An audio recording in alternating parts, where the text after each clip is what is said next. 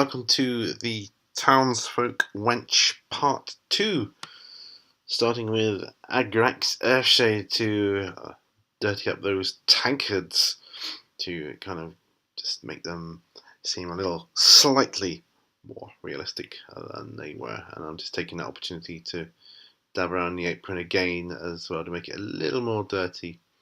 Alright, model colour flat flesh is for the highlight on the skin tones, so I just use that and go around all the areas I want to with that one, and that goes on quite well, especially over the beast gore flesh. So there we go.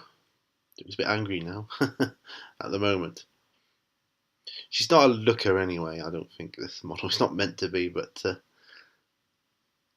bit angry right in this moment. So we're going in with some model white by Vallejo. I like that because the consistency is nice, because it's the consistency for airbrushing, so you don't need to thin it down. I'm just dabbing in with the eyeballs here, so just colouring in where I want her eyes to go. Then of course a bad and black to dot the eyes. Now I was looking for her to look off to the left, but I ended up with her kind of looking off to the left and up, like as if she's rolling her eyes. Hard to see there, but yeah. Carabao Crimson, which is what I used for the lips, just to tint her lips a bit. So try and make her slightly more feminine. It seems to work in most cases. Null Noil, I went around the Astro Granite now with the Null Noil, which is what I typically do with this when basing with Astro Granite. So that goes in all the recesses. Strachan Green is what I use to highlight the dress. I only went one highlight because, like I said before, it's more of a game piece as opposed to a painting competition or whatever, but it works well enough, particularly because she's not even going to be a character or anything. She's just going to be like in the background, so part of the scenery, if you will. But that Strachan Green highlights the Deathworld Forest rather nicely. I think the two go together rather well.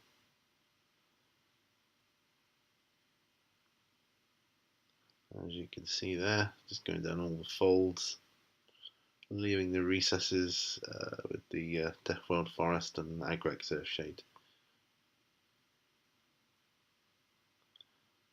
So go all around, and the arms, and underneath the apron at the front as well.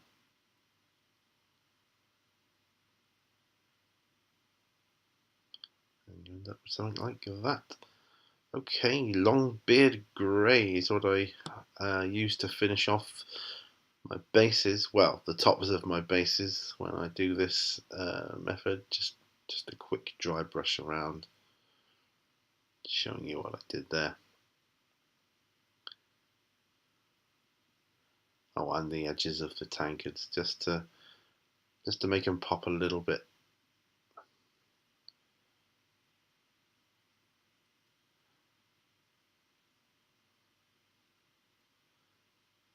There we are. Nearly done.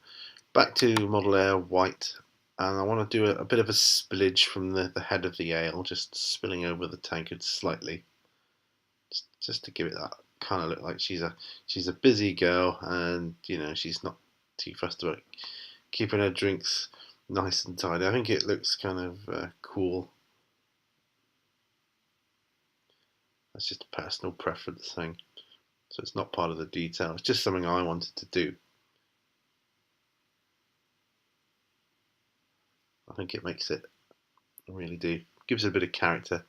Steel Legion Drab finishes off the base, and that's pretty much it for this model. Then you can decide to seal it however you will. I usually seal mine with a matte varnish.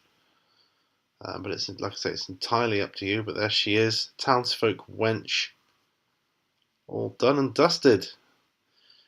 Thank you for watching this part 2 of my tutorial for her. And remember, all brushes lead to war. And I will see you on the next video. Bye for now, folks. Bye bye.